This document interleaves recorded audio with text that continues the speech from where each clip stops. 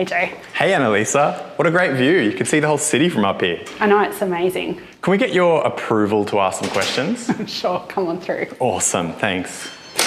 So tell us, what do you do? So I'm the Environmental and Approvals Lead for Canberra Light Rail Stage 2, and that means that I'm responsible for getting the construction in line with the approved plans. So light rail and town planning must be the perfect match then, right? Oh, absolutely. It's all about the urban interface. What excites you about your job? It'd have to be all the different people that I get to interact with and making sure that all of their considerations are taken into account. Cool, and who do you work with day to day?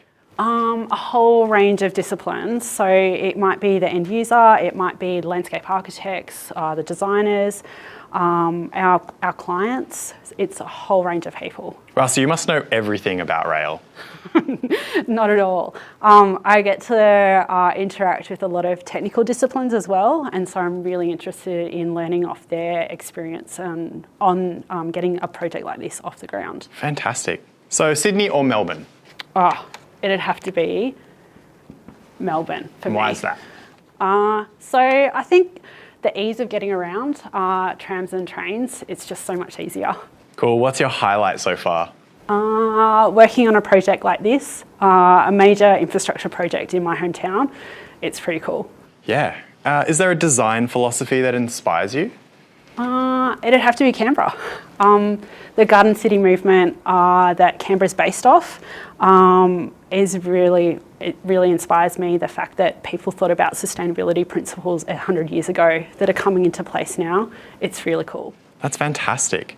Tell us what you're looking forward to. I'd have to say I'm looking forward to light rail getting off the ground and finally the end result, seeing it.